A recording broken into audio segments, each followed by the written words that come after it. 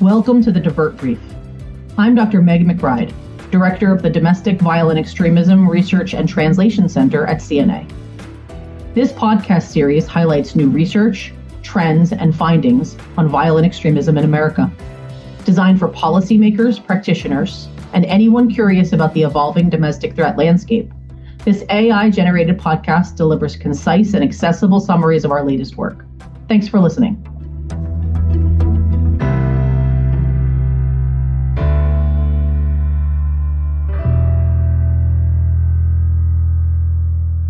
In today's episode, we'll be exploring key insights from our report, The Challenge of Detecting Ideologically Unattached Terrorists. Let's dive in. So let's start with the big picture. When we talk about terrorism, ideology usually takes center stage. But this report looks at something different. What exactly are ideologically unattached terrorists? Great question. Traditionally, terrorism is defined by ideological motivation, advancing a political, social, or religious cause. But this study highlights individuals who commit attacks that otherwise meet the definition of terrorism, yet don't show a clear ideological commitment. Either they appear motivated by personal factors like revenge or financial gain, or there simply isn't enough public information to determine their ideology. And that seems counterintuitive. If ideology is supposed to distinguish terrorism from other violence, what happens when ideology is missing? Well, there's no clear consensus among researchers about what exactly the role of ideology is in terrorism. Some argue that ideology is the most important factor motivating terrorist attacks and advocate for counterterrorism programming that combats terrorist ideologies. Others believe ideology is less important than other aspects, including contextual factors, mental health, and nihilism. Either way, it's often very difficult to identify ideology and therefore identify what is and is not terrorism. Interesting. Okay, so let's talk about the data behind this. What did the researchers actually examine? The study used CNA's Domestic Terrorism Offender Level Database, DTOLD. It includes 320 non-Islamist perpetrators responsible for terrorist attacks in the U.S. between 2001 and 2020. Researchers categorized offenders into three groups: those with a clear extremist ideology, those with no discernible ideology, and those where no information on their ideology was publicly available. And what stood out? One finding really jumps off the page. 21% of offenders fell into the no ideology or not publicly available categories. That's surprisingly high. It is. We often assume that terrorism is purely driven by ideology, but this suggests that is not the case for a meaningful subset. Right. So, are these offenders distinguished from the rest of the individuals in the dataset in any way? They are. The data suggests that individuals with no clear ideological motivation are less integrated into extremist communities and less likely to share information about their violent intentions with others before their attack. Wow. We definitely have to unpack that. Let's start with the first part. Less integrated into extremist communities? Absolutely.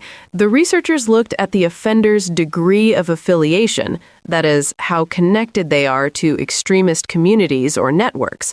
Higher affiliation typically involves formal extremist group membership, associating with other extremists, or some other form of participation in extremist social circles. And ideologically unattached offenders? They were generally less affiliated, less connected to other extremists than those with a clear ideology. Interesting. Okay, let's turn to the second part. Likelihood of sharing information about their attack ahead of time. Right. The researchers describe this as leakage. Essentially, when someone planning violence communicates their intent beforehand through threats, warnings, social media posts, or even behavioral signals. It's considered a critical warning sign in threat assessment research. And the study looked at leakage in two ways, right? Yes, a narrow definition focused on explicit threats or social media activity tied to the attack, and a broad definition, which included indicators like fixation on mass violence, extremist symbols, or obsessive interest in weapons. So what did they find? Across all offenders, about 32% showed leakage under the narrow definition and nearly 60% under the broad one. Okay, but what happens if you break it down by ideology? Offenders with clear ideologies leaked the most. 37% had leakage defined narrowly, and 2/3 had leakage defined broadly. Those with no apparent ideology leaked less, 25% under the narrow definition and 46% under the broad definition.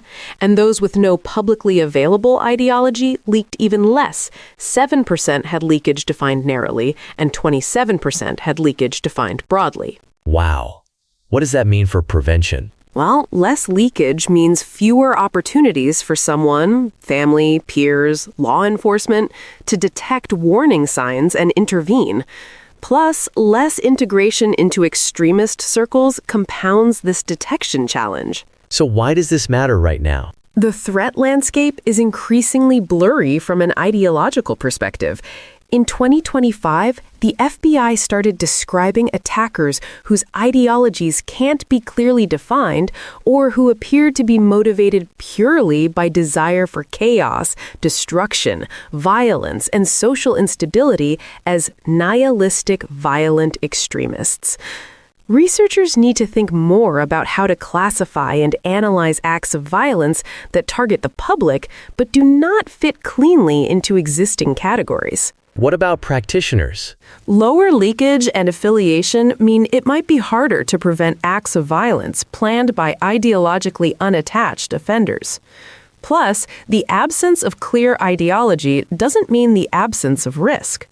Behavioral threat assessment and management teams must consider a range of behavioral indicators and personal stressors in their evaluations, not just ideology. This podcast was produced with the assistance of artificial intelligence tools, but the content was based on research done by the DVERT Center, which is housed within CNA, a nonprofit research and analysis organization dedicated to advancing the safety and security of the nation. Data collection and analysis for the research brief on which this podcast is based was supported by the National Institute of Justice, Office of Justice Programs, U.S. Department of Justice, under award number 15 NIJ 21 GG 02723 DOMR. Adaptation of this research for the DVERT Brief was supported by the National Institute of Justice under award number 15 NIJ 24 GK 00750 DOMR. The opinions, findings, and conclusions or recommendations expressed in this podcast are those of the authors and do not necessarily reflect those of the Department of Justice.